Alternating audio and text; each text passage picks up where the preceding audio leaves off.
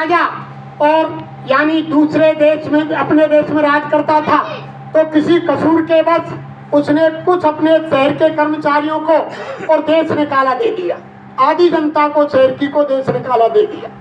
तो देश निकाला दे दिया, वे देश से बाहर आकर के और दूसरे देश में काम करने लगे। जब काम करने लगे, मजदूरी करने लगे, तो एक दिन राजा को उनकी याद आई और राजा ने सोचा कि भाई मैंने गुस्से में आकर के और या प्यार में आकर के मेरे यानी शहर के और लोगों को मैंने देश निकाला दे दिया, अब उनसे मिलना तो चाहिए, जाकर के देखना तो चाहिए क्या हो रहा है। जब उनसे नहीं रहेगा तो अपनी प्रजा के पास वो आए, आकर के उन्होंने दूसरे शहर में उनके साथ भेष बदल करके राजा ने और जो जैसे वो मजदूरी करते थे वैसे ही मजदूरी करना शुरू कर दिया और उन मजदूरों से बोले, अरे भैया हम भी तुम्हारी तरह दूसरे एक देश से चल के आए हैं, हम भी मजदूर हैं, हम भी तुम्हें साथ लगा लो। तो उन मजदूरों ने यानी कोई लीडर बना रखा था, जैसे मुखिया, जैसे आज हमने हमारे भाई साहब हमारे बीच में टारधारी है, हमारी संगत के सबसे वरिष्ठ, हमने कहीं झंडा आप फहरा दो, दीपक जला दो, पूजन कर दो। तो ऐसे ही में यानी एक मुठ बना रहा, क्यों को लेबर ठेकेदार यानी लेबरों का ठेकेदार, मजदूरों का यानी प्रेसिडेंट, और वो बना रहा क्यों? अब दिन में कहीं के आते पूछ लो हमारे जो लेबर को मुखिया है का, अब्बा ने राजा ने पूछी कि भैया मजदूरी पे मोहर रख लो। अबू तो राजा को रहन सहन अलग, भाषा बोली चाल अलग, तो राजा को रहन सहन अलग। 2-3 दिनों में लोगों ने मालूम पड़ गई कि ये तो मजदूर आया बहुत चतुर चालाक है, या ये हमारी टीम को मुखिया। जब पहले छोड़ के वो मुखिया बना दियो राजा, अब राजा मजदूरी करने लगो। अब कुछ दिनों बाद मुँह मीटिंग ले और पूछे, भैया तुम यहाँ कैसे आए? कि भैया हमारे राजा ने हमको देश निकारो दे दिया, देश निकारो दे दियो, हम यहाँ के मजदूरी कर रहे हैं। अब वो राजा ही खुद कह रहा हो कि भैया वो फलाने देश के राजा थे तो मेरी बहुत बड़ी दोस्ती है, वो तो मेरा दोस्त है, मैं तो वहाँ अच्छी तरह जानू, अगर तुम्हें राजा से मिलवा दूं तो बताओ। अरे के भैया जाने हमको देश निकारो दियो, माने हम माते निकाल के भगा दिए, वो हमने काई रखेगो कि ना ऐसी कोई बात नहीं, वो मेरा दोस्त है बहुत बड़ो। अब ये मन में विचार कर रहे कि या की रहन सहन बोली चाली, या को खानो पीनो उठनो बैठनो अलग ही तरह को है, या को दोस्त राजा है सके कहीं। चलो भाई जब ये कह रहे हो तो मिल ही रहे, चलो। तब पूरे मजदूर है काय और वह मुखिया के संग बने। जब मुखिया के संग गए तो लोगों ने देखी कि राजा वापस आगो घूम के कहीं थे, वेशभूषा वैसी, तो लोगों ने वहाँ गेट बना दिए और सजावट कर दी, बैंड बाजे बजने लगे, फूलन की बरसात होने लगी। जब फूलों की बरसात हुई, बैंड बाजे बजे, तो मजदूर लोगों ने समझ ली कि भाई आपकी राजा के दोस्ती जरूर होगी। तो जाको स्वागत है इतना है रहे, जैसे यहाँ शहर के वहाँ में बॉर्डर पर सीमा पर प्रवेश करो तो आपको स्वागत है इतना है रहे, तो जरूर आपकी राजा की दोस्ती। जैसे जैसे राजा साहब आगे बढ़ते गए वैसे वैसे स्वागत बढ़ते चले गो और स्वागत बढ़ते चले गो, मजदूर पीछे से चले गए और जैसे ही गद्दी खाली देखी तो राजा जाके बाद सीधो गद्दी पे बैठ। जब गद्दी पे बैठ गो, जब लोगों ने राजा की आरती उतारी और जब पूजा होने लगी और जब नहलायो धुलायो ड्रेस लाए, जब राजसी कपड़ा पहनाए, जब मजदूरन के दिमाग में बैठी अरे कि ये तो स्वयं राजा है, जो यानी राजा को दोस्त बन रहा हो, ये तो स्वयं राजा है। तब मजदूरन ने मानी, जब राजा ने कही कि मैं स्वयं राजा हूँ और मैं तुमने लेवे को गया और मैं तुम्हें लेवा के यहाँ लाया। ऐसे ही गुरु महाराज ने कहानी सुना करके कहा, अरे बच्चियों, ऐसे ही वो स्वयं कुल मालिक और धरती पर संत महात्मा के वेश में आते हैं और लोगों को बताते हैं कि हम आए हुए देश से जहाँ तुम्हारा धाम और तुमको घर पहुँचा बनो ये हमारा।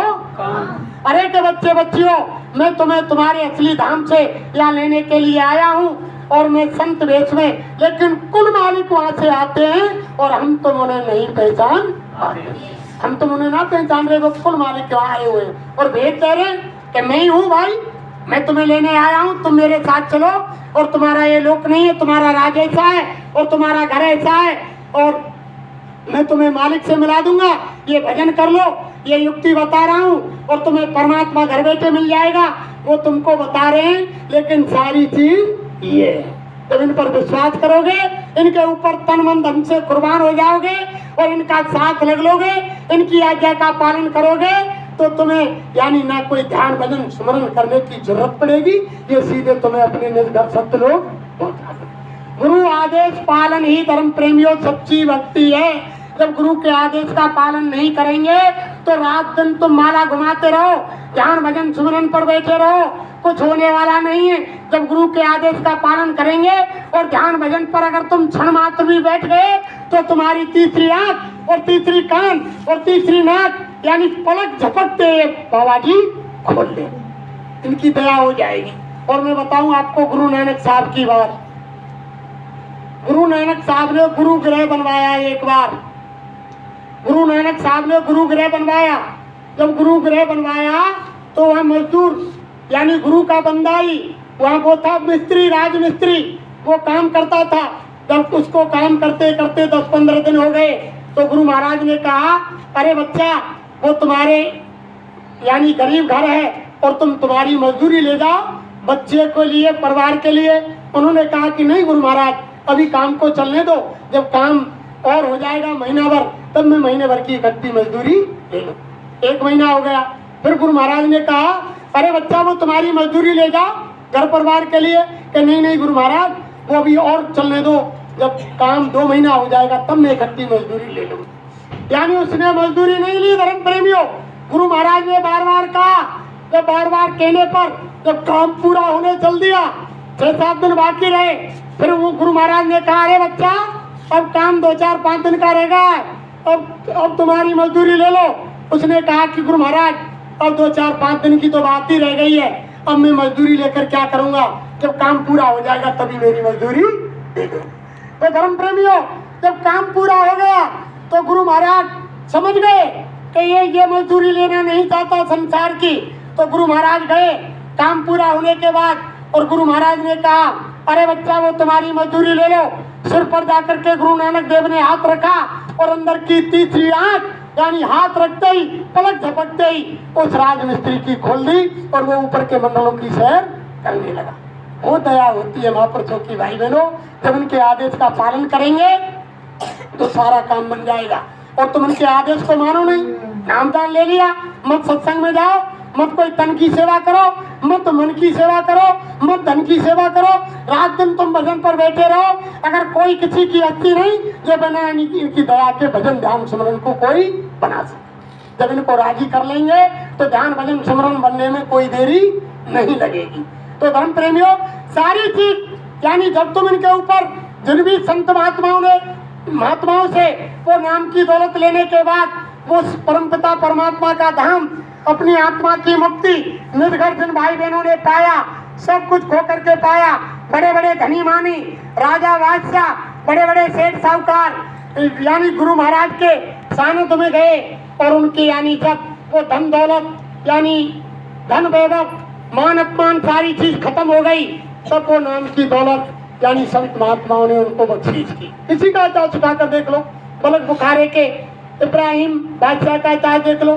जब राजपाल धननाम त्याग दिया, जब कबीर साहब के आश्रम में आकर धोती लंगोटी धोई, झाड़ू लगाए, पोछा लगाए, बर्तन साफ किए, भोजन बनाए, जब जाकर के नाम की दौलत दी। और यानी तुम उनको देख लो, धर्मदास को, जब धर्मदास का सारी जहाज पानी में डूब गई, सब दुकानदारी धन वैभव समाप्त हो गया, तब उनको यानी वो नाम की दौलत बख्शीश कबीर साहब ने की। और मीराबाई को देख लो, राजघराना त्यागने के बाद यानी सारी मैन मर्याद क्षत्रियपन त्यागने के बाद जब छोटी मीरा बन गई, जब वो नाम की दौलत बख्शीश रैदास ने की। किसी का यानी भल्ला साहब का इतिहास देख लो, बहुत बड़े जमींदार थे, इतनी जमीन थी, सब परिवार खत्म हो गया, जमीन खत्म हो गई, जब अकेले रह गए, जब लकड़ी की परीक्षा लेकर के तब वो नाम की दौलत बख्शीश की। यानी एक म्यान में भाई बहनों 2 तलवार नहीं आ सकती। अब तुम एक काम दोनों साथ करें कि हंसौ लें और गाल फुला लें तो दोनों काम साथ नहीं। एक ही काम होगा कि तो संसार में धनी ले लो और के संसार में यानी मालिक की भक्ति को प्राप्त कर लो। दो चीज एक साथ नहीं मिले, ये सीधी बात है। और तभी गुरु महाराज ने कहा कि हमारे बहुत से भाई बहन यानी धन दौलत मिल रही है, घर में कोई तकलीफ ना है रही, समय से शादी ब्याह है रही, मकान प्लॉट मिल रहे, गाड़ी घोड़ा मिल रहे, बढ़िया संबंध है रहे, तब हम तुम कहा के कोई पूछे कि भैया क्या है रो, कि भैया गुरु महाराज की बढ़िया दया है रही है, कोई कमी ना, उस चीज को हम दया समझते। वो दया नहीं है धर्म प्रेमियों, वो संसार में फसाद हो रहा है जीव का, वो संसार में लग रहा है। यानी गुरु की दया तो महात्मा बताते हैं, जब गुरु की दया होती है तो जीव के ऊपर 3 चीज आती है, बीमारी, अपमान और गरीब। 3 चीज आती है जब समझ लो कि गुरु की दया हो रही है, और तभी भगवान याद किया जाता है। जब महापुरुषों ने कहा कि दुख में सुमरन सब करे और सुख में करे न कोई, और जो सुख में सुमरन करे तो दुख का एक हूँ। यानी हर आदमी जब ही परमात्मा याद करे गहरो, जब तकलीफ कोई सामने आवे, और जब सुख हुए जब तो कई याद करे, जब तो आराम दिन हो के भैया मौज है रही है, गुरु की दया है रही है, कोई दिक्कत ना है। और भगवान को भजन कब होगा, जब यानी वो थोड़ी सी कांटों में जोड़े हो। स्वयं गुरु महाराज मन से बोले, अरे बच्चे बच्चियों, मैं जानता हूँ सब बच्चे बच्चियां यानी कोई ना कोई संसार की तकलीफ में है, और जब यहाँ तुम आते हो तो किसी को 2 आना, 4 आना, 6 आना, 8 आना, 12 आना, किसी किसी बच्चे बच्चियों को तो 16 आना फायदा होता है। तो गुरु महाराज मन से बोले, अरे बच्चे बच्चियों देखो, अगर मैं एक साथ ही तुम्हारी सारी परेशानियों को खत्म कर दूं तो तुम यहाँ एक भी नहीं आओ, एक भी यहाँ पैर नहीं रखोगे। जब कोई ना कोई तुम्हारे कांटा लगा रहता है, कोई ना कोई परेशानी तुम्हारे साथ लगी रहती है, तब तुम याद करते हो, जब तुम यहाँ मथुरा आते। और ये तो हकीकत है, तो कोई परेशानी जीव के सामने नहीं रहे तो भगवान भूलने में देर लगेगा, 1 मिनट भूल जाए। तो कोई कांटो लगे रे तो भाई आदमी याद करे, और जब भाई हम तुम जाए गुरु। अब देखो बहुत कितने संगत भूल गई गुरु महाराज ने, यानी हमारे घर परिवार में थे, कोई बच्चा चले जाता, कोई बुजुर्ग चले जाता, कोई भाई चले जाता, कोई बहन चली जाती, कोई रिश्तेदार कोई घर परिवार को बाहर से आता, तो मैंने आंखों से पानी की आंसू की घड़ी लगा देते रोते रोते। लेकिन आज तक टाइम याद करिए गुरु महाराज की, आज 2012 थे और 2022 है गई, यानी गुरु महाराज 11वीं साल चल रही है इस समय। लेकिन लोगन के भाई छक्के पन जोड़ रहे हैं, कोई गद्दी को मालिक बन गो, कोई धन को मालिक बन गो, कोई पैसा को, कोई मान को, कोई सम्मान को, यानी सब लोगों ने अपनी अपनी दुकान लगा दी। लेकिन गुरु महाराज को याद करने वाले और गुरु महाराज के यानी आंसू बहाने वाले कोई बिरले बिरले। गुरु महाराज ने क्या बताई, जिस समय हम भजन करते थे तो यानी अंगोछा को इतने रोते थे कि आंसू से इतना भगो देते थे, उसमें उसको निचोड़ लो, पानी निकालो। बिन रोए ना देखिए साहिब को दीदा, बिना रोए जब तक रोगे नहीं धर्म प्रेमियों, तब तक वो मालिक मिलने वाला नहीं है। वो हंसे खेले कंथरा मिली है, वो यानी मालिक हंसने खेलने से नहीं मिलता है। मीराबाई कितनी रोई, थोड़ी थोड़ी रोई, रात दिन उसको चैन नहीं था, रात दिवस नींद नहीं आती थी मीराबाई को, इतनी रोई, जब जाकर के वो मालिक मिला। ऐसे ही थोड़ी मिल जाता है, हम तुम तो आराम से चैन चांदते रह रहे, खावे को खानों मिल रहा है, रहने को मकान मिल रहा है, पंखा एसी में रह रहे, बैठने को गाड़ी मिल रही है, और यही हम संसार की सुविधा समझ रहे हैं कि हमारे का जी तो बाबा जी ने आनंद कर रखे हैं। लेकिन महात्मा भजन कराने के लिए धर्म प्रेमियों, अगर तुमको पकड़ लिया और इस जन्म में भजन नहीं किया तो दूसरे जन्म में ऐसी जगह जन्म दिया जाएगा जहाँ गरीबी में और तुमको मजबूरन होकर के भगवान का भजन करना पड़ेगा। गुरु महाराज ने मुझसे कहा, अरे बच्चे बच्चियों मेरे सामने कर लो, थोड़ी मेहनत तुम करो, थोड़ी मेहनत हम करें। तुम भजन नहीं करते हो तो समय ऐसा आ रहा है भजन तो तुम पे करा लिया जाएगा, यानी भजन तो वे जबरदस्ती करा लेंगे भाई बहनों। ये मत समझो कि भजन नहीं करना पड़े, भजन तो करना पड़ेगा लेकिन कराएंगे। इन पर विश्वास करो, भरोसा करो। इसलिए तन मन धन से यानी संगत की सेवा करो, यानी संगत की सेवा ही गुरु की सेवा है। साईं महाराज ने कहा, अरे बच्चे बच्चियों, हर बच्चा चाहता है कि हम गुरु महाराज की सेवा करें, गुरु को खाना खिलाएं, गुरु को सुनाएं, गुरु को खड़ा करें, गुरु के कपड़े धोएं, गुरु को नहलाएं, गुरु का हर काम हम करें। गुरु महाराज बोले, अरे बच्चे बच्चियों, इतनी बड़ी संगत, गुरु की सेवा हर यानी प्रेमी नहीं कर सकता, लेकिन जो बच्चे बच्चियां यानी संगत की सेवा करते हैं और संगत के आदेश का पालन करते हैं, वो समझ लो गुरु की सेवा करते हैं। संगत ही गुरु का स्वरूप है और संगत ही की सेवा ही गुरु की। हमेशा कोई भी यानी किसी पक्ष का हो और कोई कुछ कर रहा हो, हमें किसी की तरफ नहीं देखना है। और कोई भी हमारे द्वार पर आए तो उसकी सेवा करो, सम्मान करो, आदर करो। हमें कोई इससे मतलब नहीं कि कौन कहाँ जा रहा है। यानी सब गुरु के बंदे हैं और वो कोई कारणवश अपने कर्मों के जखेड़े से यानी उतार चढ़ाव जीवन में हमारे कर्मों के अनुसार आते हैं और वो जीवन में आते रहेंगे। और उन बखेड़े में अगर हमने मन को लगा दिया तो हमारा साधन भजन खराब हो जाएगा। ये तो जीवन में चढ़ाव उतार चढ़ते रहेंगे, कभी दुख कभी सुख। ये तो यानी संसार का झमेला है, ये आता रहेगा और इन उलझनों में हमको नहीं उलझना चाहिए। हमारे दरवाजे पर कोई भी आ रहा है उसका सेवा सत्कार करो। हमें इससे कोई मतलब है कौन कहाँ जा रहा है। अगर वो गुरु की बात करता है, हमारे मालिक की बात करता है तो बड़े प्यार से बड़े ध्यान से सुनो। और अगर और किसी गुरु की बात यानी पर पुरुष की, हमारे पति की बात करता है तो उसकी बात सुनो। पतिव्रता यानी औरत तो अपने पति की बड़ाई सुनेगी, अपने पति का मान सम्मान सुनेगी। अगर कोई अपने पति का अपमान करता है, देखा नहीं आपने जब सती बिना बुलाए और राजा दत्त की यज्ञ में गई तो उसने अपने पति महादेव का आसन नहीं देखा और वहां अपमान किया सभी ने शंकर भगवान का, तो यज्ञ में जल करके प्राण दे दी। तो जो पतिव्रता औरत होती है वो तो अपने पति का मान सम्मान चाहती है, अपने पति की बड़ाई चाहती है। अगर वो पतिव्रता है और उसके सामने कोई दूसरे पति की बड़ाई कर रहा है और अपने पति का अपमान कर रहा है तो वो कदापि सुनने वाली नहीं।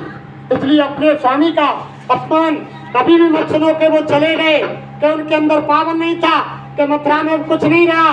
बाबा जगदेव ने तो ये कहा कि मथुरा का मंदिर इसकी उम्र 1000 वर्ष और यहाँ पूरा यानी भारत नहीं विश्व आएगा और मंदिर पर मत्था रगड़ेगा और मंदिर की महिमा इतनी बढ़ेगी कि भविष्य में अमेरिका के लोग यानी सुबह नाश्ता करके मंदिर पर आएंगे और सत्संग सुनेंगे और दोपहर का भोजन अमेरिका में जाकर करेंगे। यानी पूरा विश्व मंदिर पर आकर के झुकेगा। धर्म प्रेमियों, जब गुरु महाराज ने तो इतना कहा कि जहाँ महात्मा पैर रख देते हैं वो जमीन तीर्थ स्थल बन जाती है।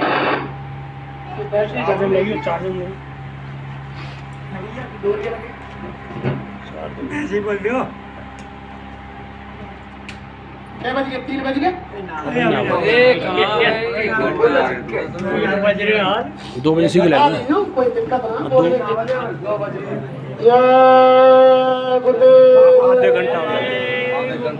3 बजे समापन होगा सत्संग का, 3 बजे बाद भोजन, 3 बजे तक कार्यक्रम चलेगा। मैं समापन करूंगा। हमारे फिर सूबेदार जी तो हमारे मार साहब ये सुनाएंगे सरकारी। जय गुरुदेव। तो देखो मंदिर साईं महाराज ने एक कहानी सुनाई। एक बार महादेव पार्वती जा रहे थे तो बियाबान जंगल में शंकर भगवान ने लंबलेट साष्टांग होकर के प्रणाम किया।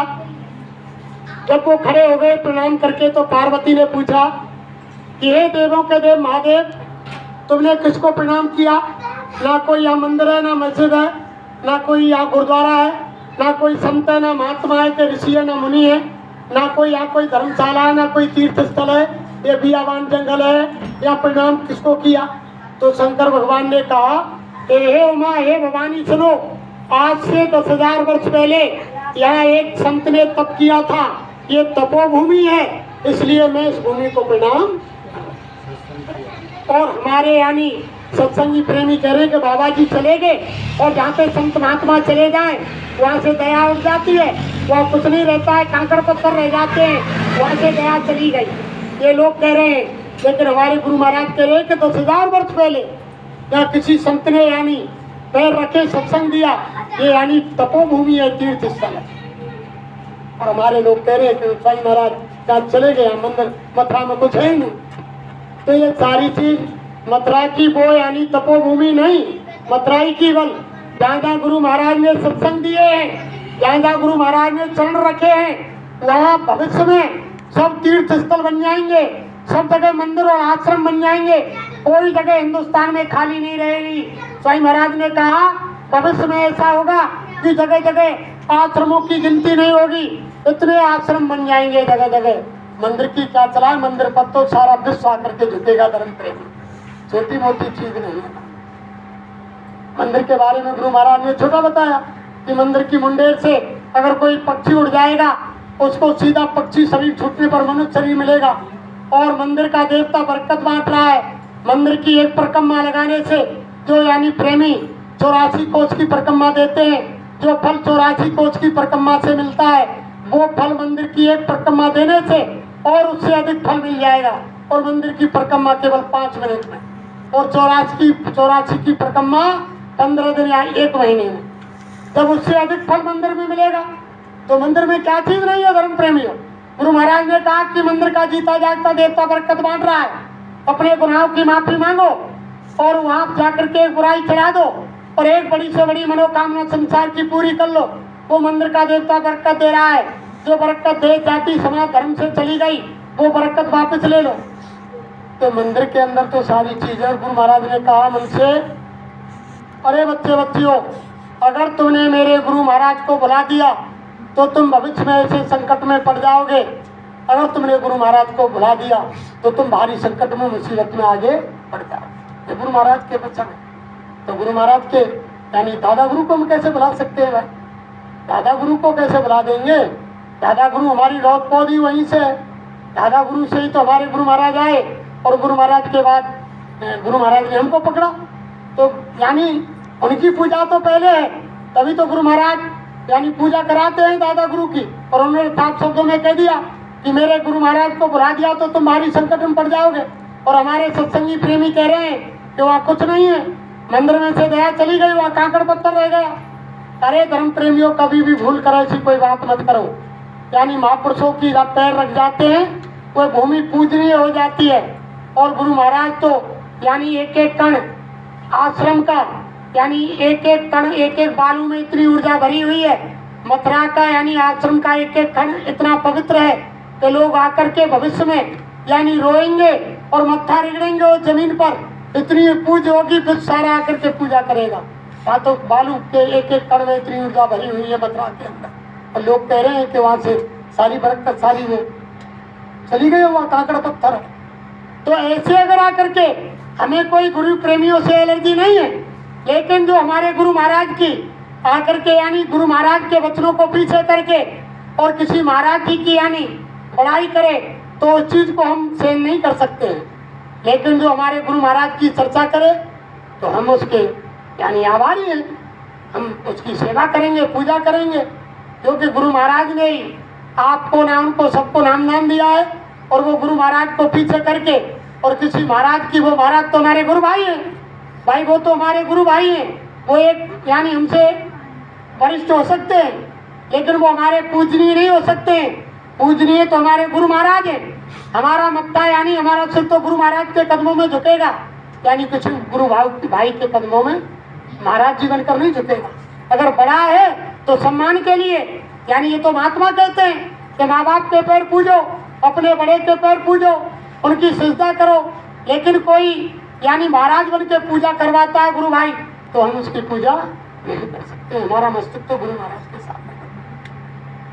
तो धर्म प्रेमियों, चर्चा बहुत है और गुरु महाराज की बहुत सारी बात है, तो ये तो दुकान लग रही है।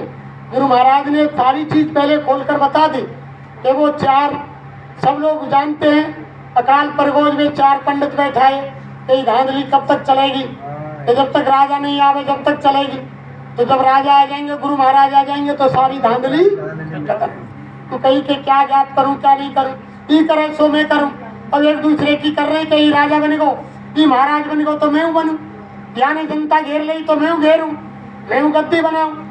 तो क्या जाप करूं क्या नहीं करूं, ये करे सो मैं करूं। दूसरे तीसरे ने कही के धांधली कब तक चलेगी, चौथे ने कही के चले जब तक सही। जब राजा आएंगे तो राजा ने कही कि अब हम आगे अब नहीं चलेगी। तो गुरु महाराज आ जाएंगे, सारी धांधली जब तक राजा ना और चल रही है। तो गुरु महाराज ने एक एक शब्द, वो कोयल वाली कहानी गुरु महाराज ने सुनाई कि एक कोयल होती है, वो अपने अंडा को आके घोंसले में दे करके आती है। अगर अपने घोंसले में अंडा कोयल दे तो कोया बदमाश है, वो अंडों को फोड़ देगा। लेकिन कोयल ऐसी समझदार होती है वो अपने अंडों को कोयल के घोंसले में देकर आती है। कोया समझता है कि अंडे मेरे हैं, तो अंडा तो बैठता है कोया और उनकी परवरिश करता है, देखभाल करता है।